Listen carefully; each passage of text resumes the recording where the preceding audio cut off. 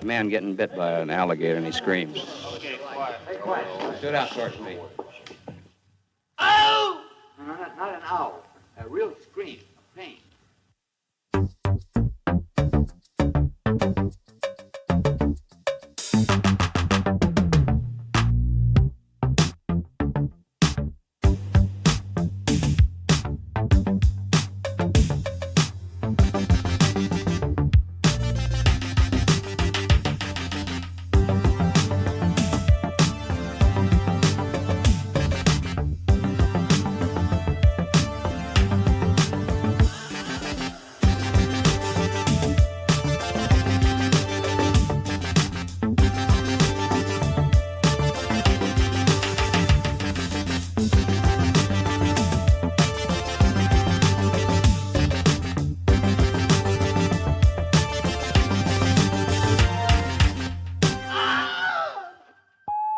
Welcome, streamers, to the very first episode of the 2026 Dallas International Film Festival. We are very excited to kick off our festival with an amazing documentary. And with us today, we have Katie Comosy. Am I saying your last name correctly? Is that correct? It's Comosy, but it's kind of Comosy. Oh, whatever. you know Yeah. what? I looked that up too, and I was like, oh yeah. Then I boxed All it right off good. the get. So, It's an unusual one, so it's all right. well, and Katie is the director of a documentary called Gaslit that follows. It goes around the Permian Basin and the Gulf of Texas and Louisiana to talk about the impacts of the oil and gas industry and the impacts it's having on personal lives in that area. Just a little full disclosure, Katie, I grew up, I spent some formative years in the Permian Basin. So I Oh, think this wow. was an interesting documentary to me. And I'll be, fair. I was really young. I was probably in my kindergarten to like fourth grade years. Sure. And I grew up in Midland, and it's Yeah. interesting to kind of see, this through the eyes of, I was there in the 80s, and obviously it's always been kind of a boom or bust oil town. And it's interesting to kind of look back on it with adult eyes. I don't get back there very often for obvious reasons, but yeah, I think your story is pretty impressive. I wanted to first off, congratulations on getting the film completed and getting it into. I know you had your premiere at Santa Barbara. You're in a couple of other film festivals coming up. I think you have a pretty crazy April. How are you holding up so far? And how's that response been just to the film? Oh, it's great. You spend so long on these. I spent 3 years making Gaslit. So this is the fun part, getting to show it to folks around the country and get their reactions. And people are really responding to it, including we've been to Minneapolis and Milwaukee, so pretty far away from the Permian and the Gulf. And people are still connecting to, especially to the people in Gaslit, I'd say. Right. And that's just I want to get to that. But I do want to talk about, you have been with Greenpeace for the better part of a decade, if I'm not Yeah. incorrect. And you've been kind of telling these stories, with Jane in short form for quite a while. Was the goal always to get to a narrative feature? And what brought you to this particular story out of all the things that, that Greenpeace does?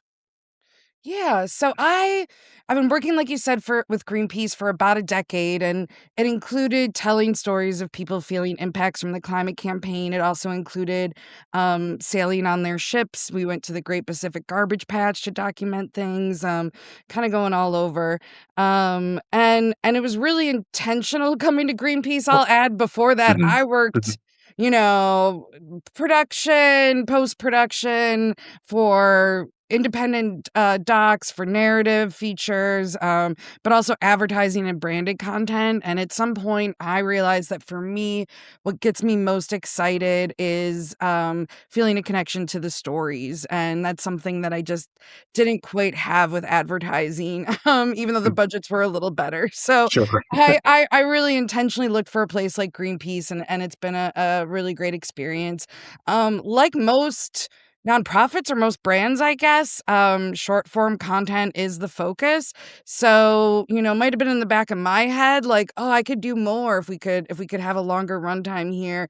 But the US chapter of Greenpeace has never made a feature doc, so it's their first foray into it. But yeah, basically, the work with Jane Fonda started on a project of hers and Greenpeace's called Fire Drill Fridays.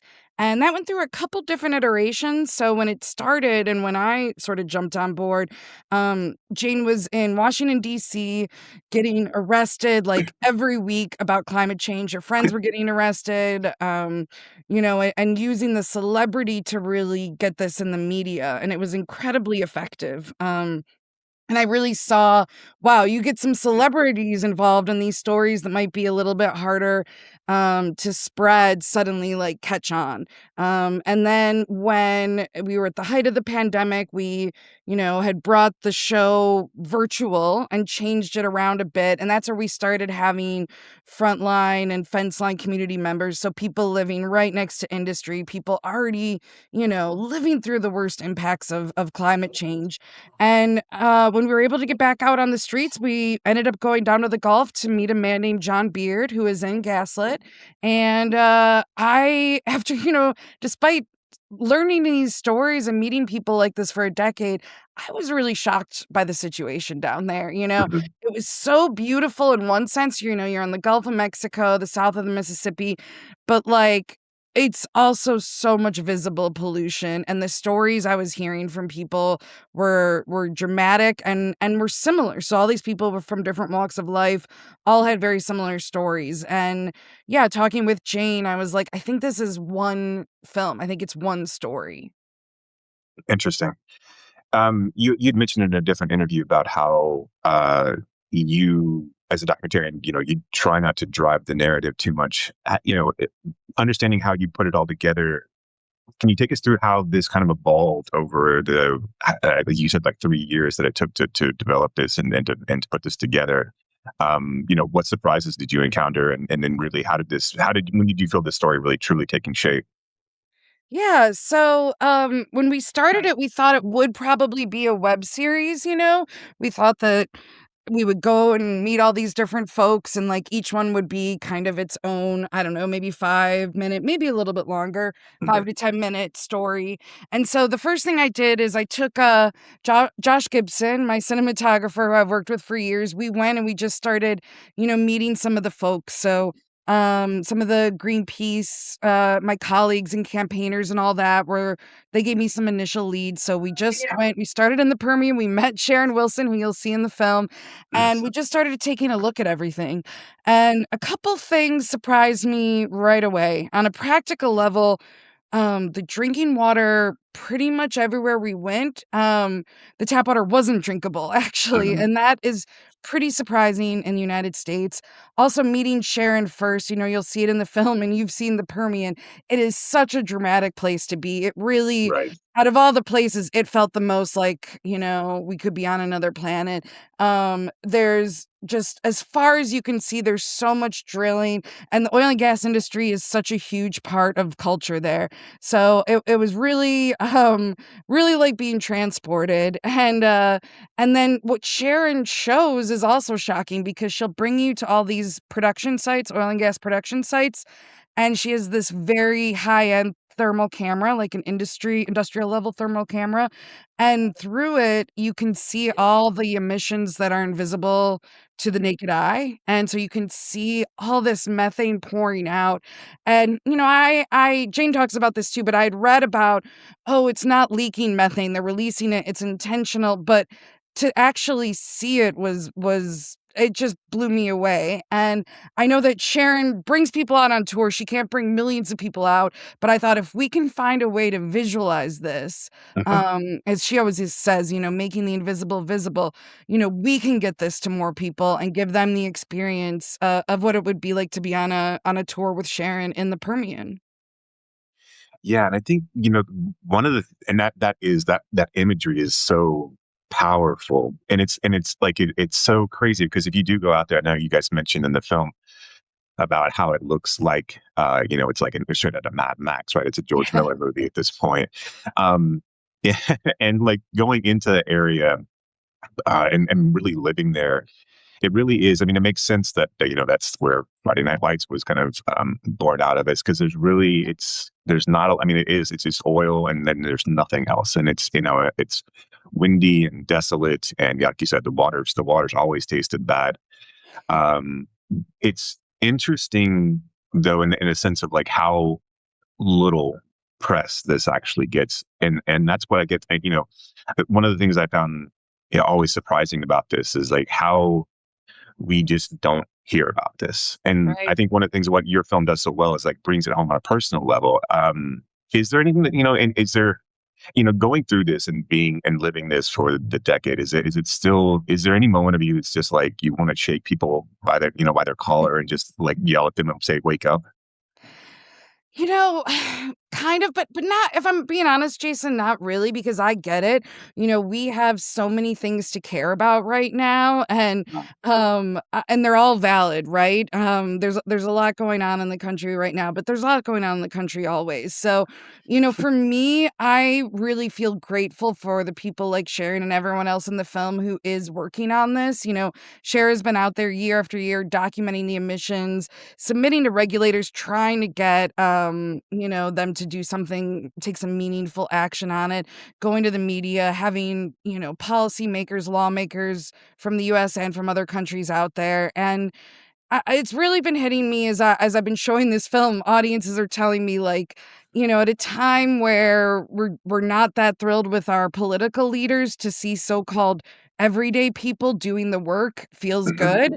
Now, it doesn't mean we can all sit back and do nothing and they're going to take care of it. Of course, we have to work with them and get political leaders in place who are going to do something about it. But I just have so much sympathy for it. And for the idea of, like, oh, I can't pay attention to all this. And one interesting thing from about 10 years ago when I started working with Greenpeace till now, one thing that's changed is really about how people think about the climate crisis. So when I started, you had people that are like, yes, it's real, we should do something about it. And the opposition, their main argument was like either it's not real or it's not man-made. That was kind of the argument we were dealing with at that time. I'd say that that's really changed, and now the opposition is saying, it probably is real, it probably is, at least exacerbated by humans, but it's too late and it's too big and there's nothing we can do about it. And the outcome that they're pushing for is the same, like, let's not change our ways, let's just, keep business as usual. But I think they're using this climate fatalism that does exist, that people get burnt out, and I think they're kind of using that. So I think as much as these are big issues, and you might want to shake people, like, we gotta, like, wake up and look at this. I get why we might not want to, right? It feels so daunting, but I think if we look at the people in the film, and if we look at history, we had a hole in the ozone layer. We had Lake Erie. I was just in the Midwest when it was on fire. We've managed to fix things, and I don't know that the climate movement's always done a great job about celebrating those wins, but I think it's important to look at them because it really, a lot of this is up to citizens, and communities can make a difference even when you're going up against billion-dollar oil and gas companies like the people in this film are. Right. Yeah, and that's an interesting. Inconvenient Truth comes out 20 years ago, and you'd think that that was the first, I think, real moment where climate change was put into the zeitgeist and kind of brought into the forefront of our consciousness. Uh, so yeah, it feels like 20 years later that it still feels kind of hopeless. In the sense of like your title in Gaslit, and you talked you spoke on it just a minute ago about how I guess the gaslighting has changed in a sense where it's like it didn't exist or it wasn't man-made. And now, well, it is, but we can't do anything. Did you encounter a lot of that when you were speaking in any of these cities or towns? Did you have people come up to you and kind of try to refute the facts that were right in front of them? I wouldn't say I really had that. This film focuses on people trying to make change, and you might have noticed we don't have a ton of the opposition's communications in it, and that was intentional. We feel that they've had a pretty big megaphone, they've put out a lot of Sure. disinformation and their kind of side. So we were really focusing on the people that are probably already convinced. But you do hear the singer-songwriter Maggie Rogers, who's a Mhm. friend of Jane Fonda's, comes on, and she actually kind of voices when she's speaking with Joe Banner, and they're like in Bayou in Cancer Alley, this region of Louisiana. And she says sometimes it all feels so big that it's intimidating, and it makes Joe gets emotional in that moment. So I do think we have that perspective in there, but hopefully by watching this film and kind of seeing how each community like has a different way of trying to fight these things. So you've got like Sharon with her thermal camera, but you've also got a fisherwoman named Diane in Texas who uses direct action. She'll do hunger strikes. She just did another one. Actually, she just ended and got a meeting with the company that she was targeting with it. You've got the Banner sisters who I started to mention. They're using the law and the Historical Preservation Act, and then you've got Sharon Levine also in Louisiana who's organizing her community through faith groups. So, and in a Mhm. way, I feel like me making this film is my contribution to it. So I think maybe the way that I would talk to somebody who's feeling this way is to look at like what they can do, and that might be, that could be supporting the people in the film, that could be like, signing these larger petitions. I certainly would say it's voting at all levels of government, but it Sure. also is looking at your own neighborhood and talking to your neighbors about what's happening there, because it might be not LNG, it might be a data center. But I think Um, I think not being afraid to talk about it is the first step for any of this. yeah, no, and I think that's a really good point. I was not to bring this back, but like I don't know how much I know you're going to be traveling, but just during the Stars hockey game last night, there's these pro data center commercials that are going on in Texas right now. And of course, as you can imagine, Texas being a heavily red state, there's all kinds of pro propaganda of some, horrific things that we do to one another. But it Sure. really kind of shook me. It was like, wow, this is like, okay, this is what we're doing now. We're this is like data centers for Texas by Texas, and it's all these good things that the data center is going to bring. And I'm like, yeah, but is it though? And like, why are we having commercials? Like, if I had to have a commercial that convinced me, maybe I should be looking into this a little bit more deeply. I, Absolutely. And that's another kind of gaslighting, right? Are these right? promises. And that's what Yeah. we found with every community was like, we were promised high paid jobs. And then the reality they would tell me is like, oh, well, they were mostly construction jobs. So they were temporary, and they Right. went away. Or maybe in the Permian, a lot of those facilities are able to be run remotely. So, Hmm. a lot of the promises don't hold up. And so I think that, if we can, encourage people to look closer at these promises being made, and also looking at like, is there enforcement, is there accountability? Like, let's say they do pollute the air and the water more than what they're promising. Do they pay a fine that doesn't affect them much, or does something get stopped? And I think that's one of the benefits of this film being really told by the people living it. Everyone that Jane Fonda meets in the film lives right now in Texas or Louisiana. So we're not like going to experts who live elsewhere. It's people that know this because it's their life. Right, right. And I think you do a really good job of showing and showcasing people across a diverse set of backgrounds and political leanings. Yeah. With everything being political in nature these days, especially even in art, it- how did you balance all of that? Putting because you don't really focus outside of understanding that this goes across, this goes across divisions. How did you balance that nature of the, the political nature of this topic with trying to then, to, and maybe I'm misstating this in a bit. So if I am, just please correct me, but not making that the focus, but Yeah. making sure that it was present.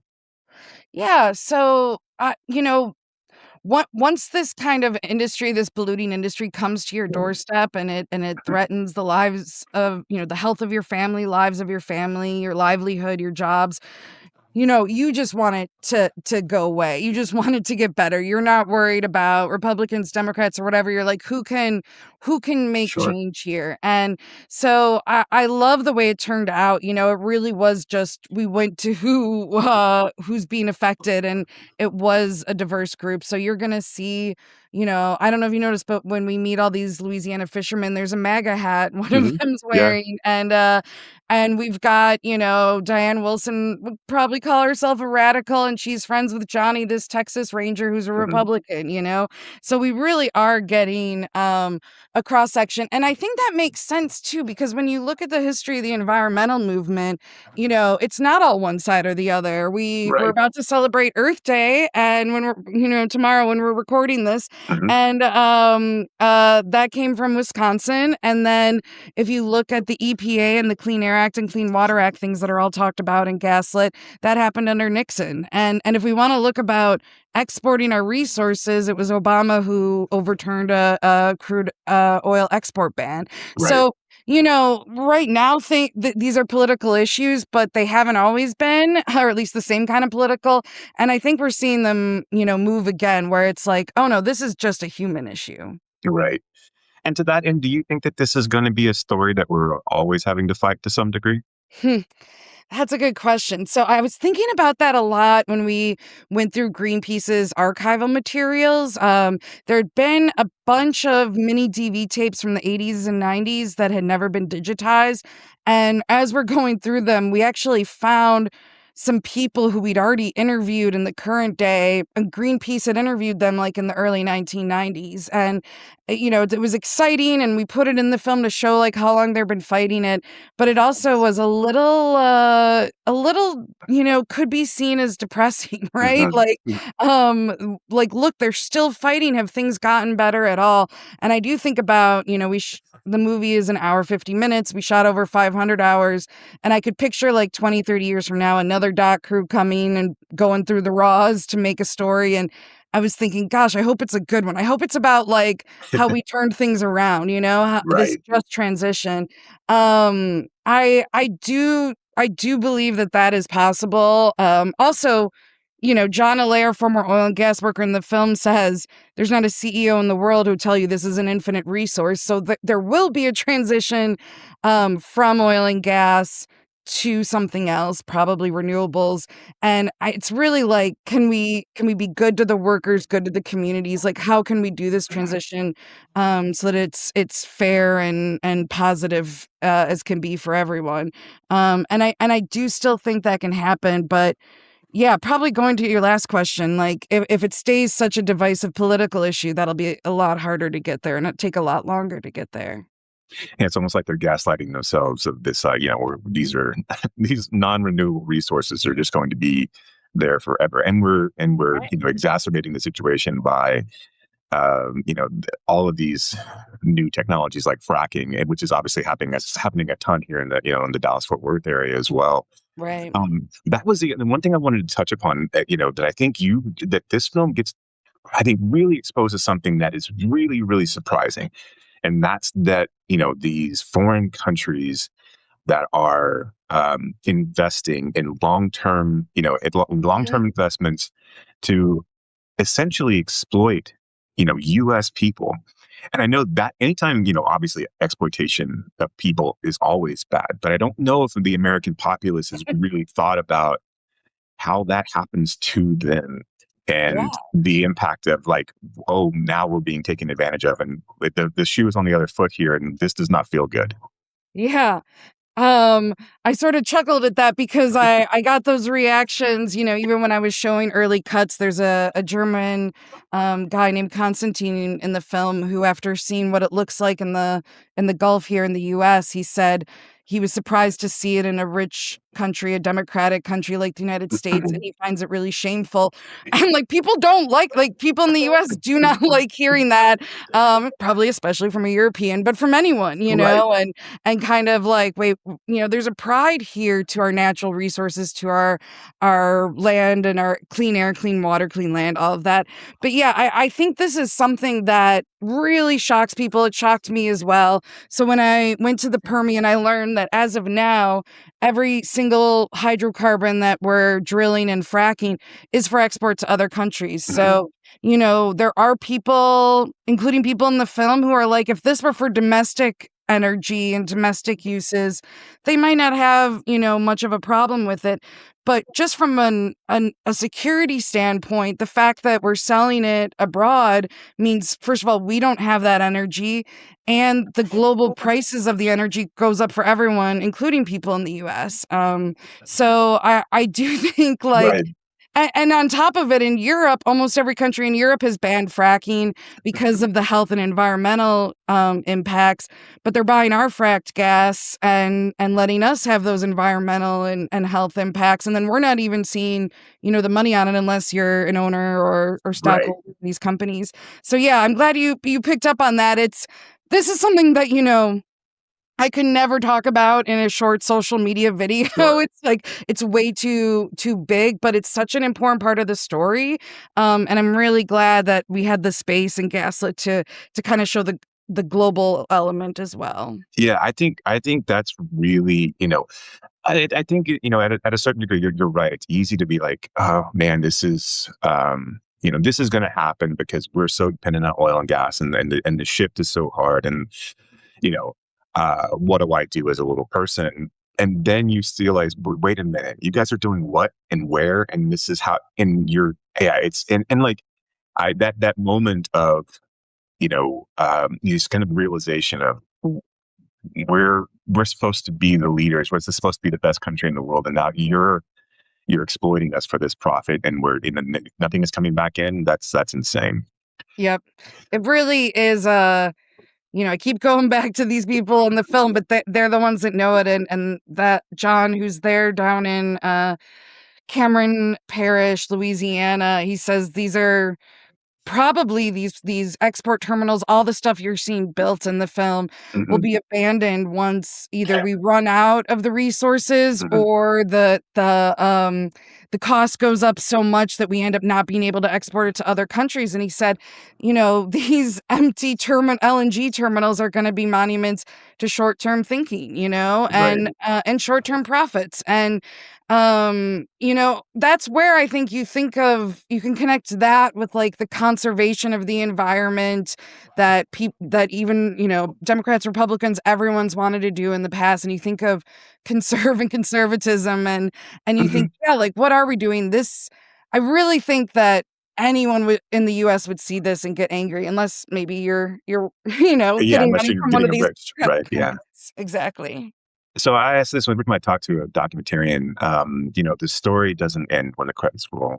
How much does this story continue to affect you, and how much do you continue your story with those in your movie? Yeah, so I am that's really well said, because it's true. I'm in touch with everyone, and we've started our impact campaign, which is going to go on, kind of indefinitely. And so I'm talking with them all the time. I am hoping to do some follow-up videos of like what's happened in the years since we stopped filming. Mhm. We just brought out a couple of the people in the film, Melanie Oldham and Sharon Wilson, both from Texas. We brought them over to Brussels, and they watched the film in EU Parliament, to kind of get at some lawmakers there about, look at the issues in the supply chain of this natural gas you're importing from the US. So yeah, I mean, I think these are people I'm going to know for the rest of my life. As Jane Fonda says in there, she said, I'll do everything in my power till the day I die to let people know what's going on here. So yeah, it's not a job. This is going to continue on. Absolutely. And then let me ask you, I'll give this kind of one of the last questions is like, as you've gone through this, what, and I'm sure you'll get this question on all your interviews, but what gives you hope? And then what do you hope people take away from this film? What do you want this call to action to be? Yeah, so what gives me hope is really all the people in the film who are fighting these fights. They're not most of them aren't political leaders. I should say that because one of them, Alita, actually just got elected mayor of her town of That's Taft. amazing. But for the most part, they're not political people. They have other jobs, they have other responsibilities, and yet they're spending their time and their skills and their energy doing these fights that help people beyond them. That gives me hope that's really what most humans are like and most people are like in this country and everywhere else. And the thing to take away is, I think it goes back to talking to your neighbors and talking to your community members. It can feel very isolating. At one of the screenings we had, somebody was telling me about an issue in Wisconsin, and she was like, nobody cares except me. And it's so frustrating. And I kind of, I doubt it's just her, really, Right. is what I think. And so finding the people that are already working on this and then seeing how you can jump in, that's really what I want people to take away from it more than anything. To know you're not alone. You don't have to wait for somebody, high up elected official to start working on these issues. You can start right away. Excellent. So what's next for the film after I'm assuming you're, obviously you're going to be showing in Dallas. Like what is the ultimate, like when can people start to see this outside of festivals and things like that? Do you guys have a release plan? Yeah, we're figuring it out, but after the festivals, there will be impact screenings. People can go to the website gaslitdoc.com and follow on Instagram to keep updated on that. We will be doing a theatrical tour, a limited theatrical tour, again trying to get this out to people who might not come across a documentary like it otherwise. And then it will be on streaming in some capacity before the end of the year. So we're still working on what that'll look like. But we don't want to hold it too long. These issues are too important, and we want to get it out there for folks Yeah, to see. absolutely. Well, congratulations again. I think you've done an amazing piece of work here in pulling all this together. And 500 hours worth of footage can't be easy to edit down into an hour and 50 minutes.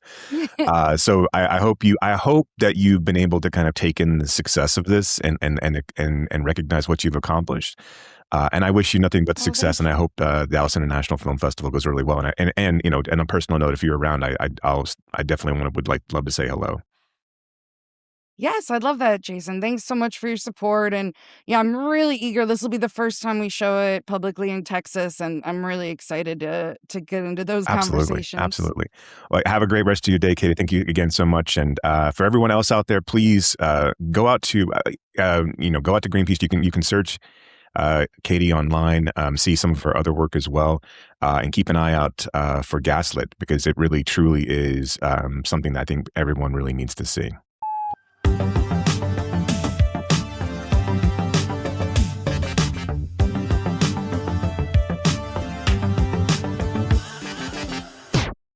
All right, welcome back, Screamers. We are so excited today to be talking to. This is our second entry in our Dallas International Film Festival coverage, talking again about Gaslit. Today we have Sharon Wilson with us, who's one of the stars/subjects of Gaslit. She runs a website called Texas Sharon, the Blue Days.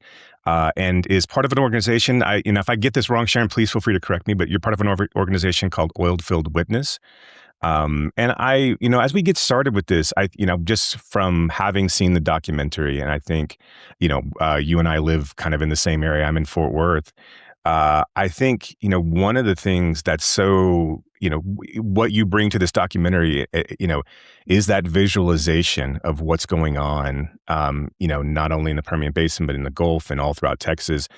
And we kind of live in the epicenter of the kind of unfortunate birthplace of fracking.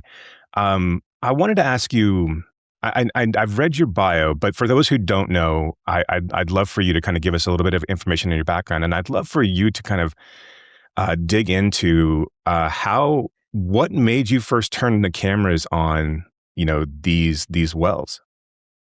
Well, I worked in the oil and gas industry long time ago, back in the 80s, I guess. And I did not, their ethics and mine did not jive. I worked for 12 years, and I liked the people I worked with. I did not like our clients, who were the oil and gas industry, and I really couldn't just decided I couldn't spend my life doing that. So I moved out to 42 beautiful acres in North Texas. I did that in 1996, and that is the same year that one of the first wells from hydraulic fracturing started producing. George Mitchell was experimenting all over the place in Wise County where I moved. So I had a ringside seat to the early impacts. And I was sitting on the side of the road back in the, 1996 and beyond, trying to figure out what they were doing, connecting dots. They didn't want connected. I became a target, but I learned about this very powerful tool called Open Records Request. In Texas, it's called a public information request.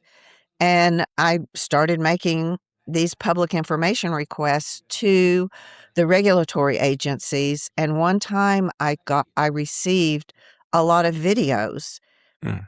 I don't remember asking for videos, but I received videos. And when I looked at these videos, I thought, what am I even seeing? I would see a tank, some infrastructure. It just looked like the regular thing.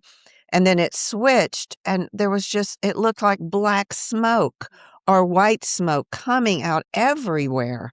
And I finally figured that out. That's some kind of magic that makes these invisible emissions visible. Mm. So from that point on, I'm very tenacious. That is my superpower. And I decided I was going to get my hands on one of these cameras. The one I have now cost $130,000 Wow. with the telephoto lens. So that took a little while, but I did finally get my hands on one of these cameras. And I've been doing this optical gas imaging since 2014. That's when I became certified. And I took a course with oil field workers. And I have taken thousands, tens of thousands of videos, recorded them, put them on YouTube, but we can't get over the gatekeepers to the big media and publicly get this out there in a big way. And I remain convinced that if they actually see what they are breathing, they would say, yeah, we stop this now. Yeah, I mean, I think that was, because I hadn't seen it before either, and I think I'm obviously hoping that this documentary kind of opens the eyes to people. I think, have you had a chance to see the fully finished documentary? I'm assuming the answer is yes. A One of the couple of things, times. right? Yeah. One of the things that I found, in addition to your footage and your work, so shocking, specifically in regards to the fracking, was this idea that we have foreign countries that have banned fracking in their own, homelands, that are extracting, and utilizing the oil and gas that we're generating, and that the American people are bearing the brunt of that. Was that something that you were aware of as well, or is that, I think that was one of your thing, and that is the most shocking pieces of the documentary to me. I actually worked to help other countries understand that they should not frack, not knowing that they would go, oh, all right, we'll just frack you.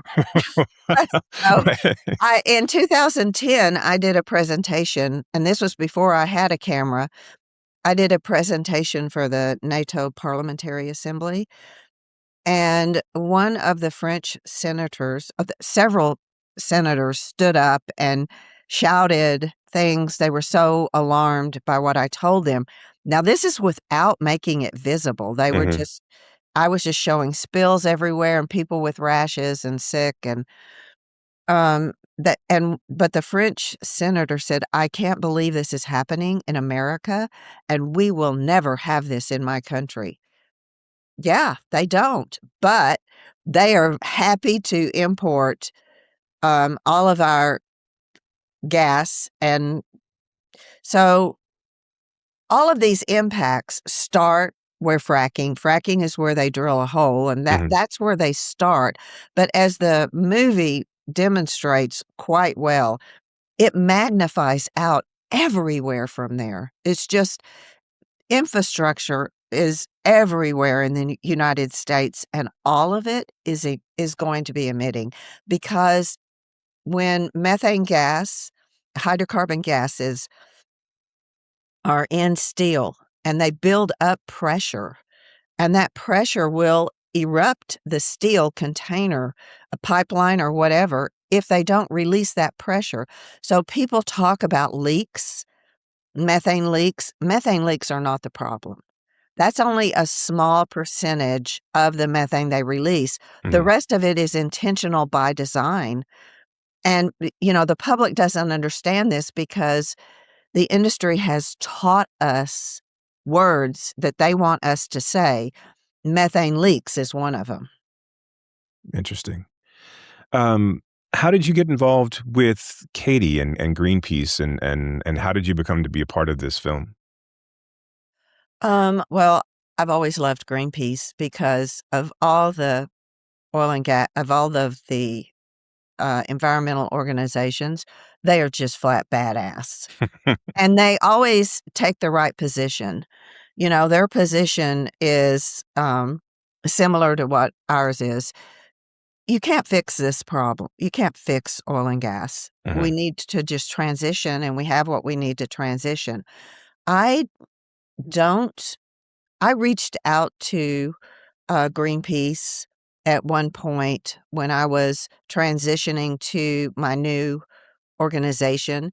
Maybe that's how I made the connection. Maybe they just, I don't know. But when they told me Jane Fonda was making a documentary, was I on board? Oh, hell yeah. I mean, I've admired Jane Fonda since I was very young because I'm a horsewoman, and I knew when I was little and I watched her in Cat Ballou, I knew she was riding that horse. That was real. And so that's when I first started admiring her. And then as I grew older and saw the good that she was doing in the world, she just became this person I really admire. Yeah, absolutely. And I mean, I do think that her voice is going to add some import to this fight, and I hope that I think it's going to be really interesting. I think I would love to. I'm interested to see what the response is to showing it in Texas, and I'm hoping obviously it's a positive one.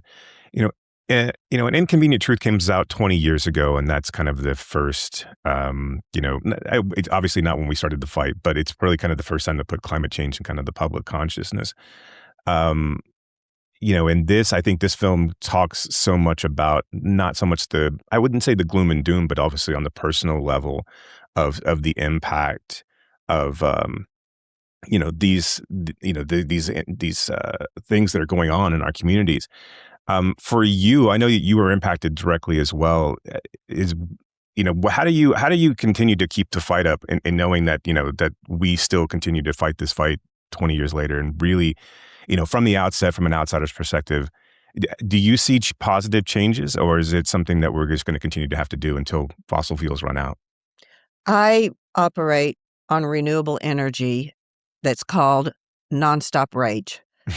So I just keep going. That, when my water turned black on my farm, and I was very sad and depressed. You can't really do anything when you're there. So I had to move past that. I had to understand that there is a culprit for what was causing me my grief, and that I can channel that grief into anger and energy to fight back. And so that's how I keep going. I just keep going and keep going and keep going, and I'm 73 and I'm not stopping anytime soon. But I am very optimistic, because I think it's just in the last few months, 51% of the electricity generated in the U.S. came from renewable energy. California is the 4th or 5th largest economy in the world. In 2026, they used 60% less gas than they did in 2023. Now, that's fast. That's transitioning the way that we need to be transitioning. In 2025, 93% of the new electrical energy came from renewable energy. People don't want polluting oil and gas. You know, they may buy into the clean natural gas power plant scam, but clean natural gas is the biggest scam in our history. And it's not just making the people you saw in the film sick. There are studies that show these emissions travel in excess of 30 miles. So you can be 5 miles away and still be exposed to benzene that is a high enough level to give your children cancer. That's crazy. Right. Yeah, and it's scary. I mean, and like you said, like, I mean, and it shows in the film, we can't see it, and so it just feels like it's not there. I can only imagine the I can only imagine, and I appreciate your rage, but I can only imagine someday how the willpower that it takes to continue to fight this fight. I was reading on your website, you had some of the comments about people, coming, that basically we were trying to gaslight you. I mean, in a sense, and I think I love the title of this documentary because it's, obviously it works on two levels, but I think the film does a really good job of kind of showing how this crosses political barriers. Is there anything that you utilize in regards to, like, because this is not a political fight, this is a human fight, although it does, I mean, like almost everything in our society feels political these days.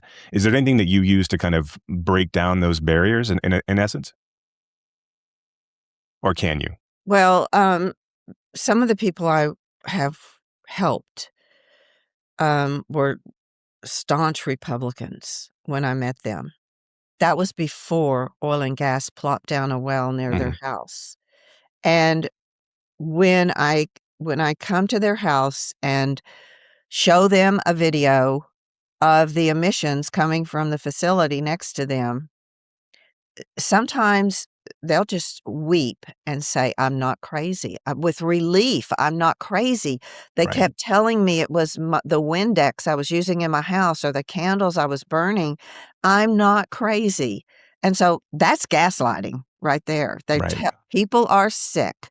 And if you could read some of the complaints that they filed to TCEQ, there's foam shooting from the well site onto our property. My child is vomiting uncontrollably. We had to evacuate for the last 2 days. I mean, these are things that people are writing, and it's massive, massive problems. And they're just causing so much suffering and misery. But we're outgunned and outspent. So we need more people with us. And what they've done is they've made people afraid to talk about these things because the opposition, even though the opposition is tiny now, it's only like less than 25% in America. But they're very vocal and they're mean. And so we get scared of that, and we don't want to talk, and neighbors don't want to talk, and families don't want to talk. We need to be talking about this. Everybody needs to see Gaslit as soon as they can. I mean, and these videos need to get out to the public in a bigger way. Yeah, I 100% agree. In any documentary, the story doesn't end with the credits. It continues. How are things gone for you in the past since the movie stopped filming? And then, I know we kind of spoke to it, but really, what's your hope for the film? Like in a perfect world, what do you hope that this film accomplishes? Well, I think the film will I hope it will get an Oscar nomination because they're going to put it in theaters, so that will help. And in a few select theaters. I hope it gets an Oscar nomination, because then way more people will find out about it. You know, if you just release a documentary, a lot of times people have to be interested in the topic to watch it. So I'm hoping that an Oscar nomination will help bring attention. But right now, everybody is afraid of these kind of movies. It's very hard to promote these kind of films. But what we've been doing, I hope people will go to our website, oilfieldwitness.org, and sign up for our newsletter. Because if you do, we just send it out once a month. We're not going to spam you. But if you sign up for that newsletter, you will say, how do 4 people do this much work? It's because we are passionate, dedicated, and we just work as hard as we can on a small budget.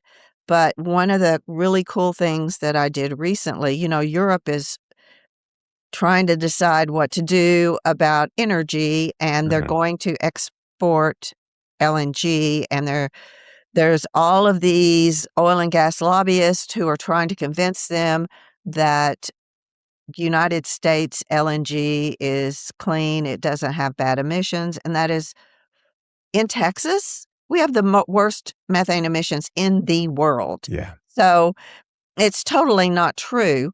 And recently I went to Brussels to speak with members of parliament. And one of the members of parliament, I explained to him what I told earlier. It's not leaks. He mentioned, well, if they can find these leaks, I said, it's not leaks. They know where this is coming from. It's intentional. It is not an unintentional leak. It is an intentional required release. And he said, that changes everything. So that was really powerful.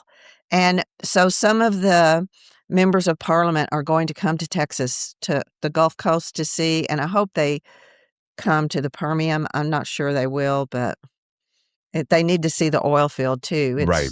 Yeah. Yeah, no, I totally agree. Limited time here left. How can people get involved with you? And outside of the newsletter, is there anything that what makes the most impact the quickest for you?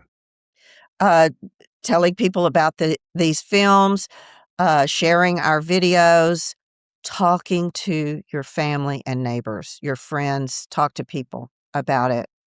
I mean, if you see one of my videos and you see all this stuff coming out, you can just say, that is going into the troposphere, creating a blanket. It's hard for people to imagine that if they can't see it. Right.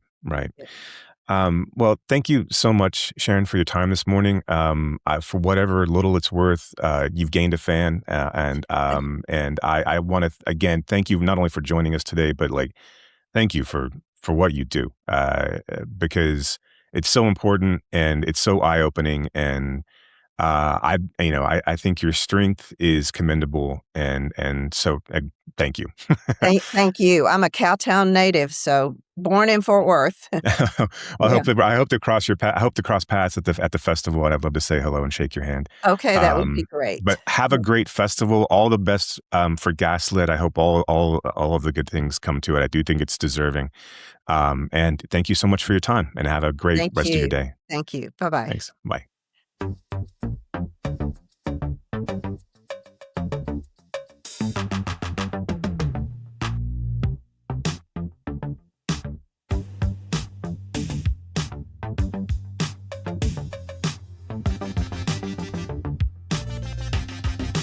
You have been listening to Why Does the Wilhelm Scream with your hosts, Brock and Jason. If you liked today's episode, do us a favor and rate, review, and subscribe in whatever application you use to consume podcasts these days. You can reach us by visiting whydoesthewilhelmscream.com. If you are in the DFW area, we would love to see you at a Fort Worth Film Club event. You can learn more about those and find a full schedule at fortworthfilmclub.com. And you can learn about my foundation and how we are trying to foster the next generation of film lovers at realhousefoundation.org. That's REEL housefoundation.org. Till next time,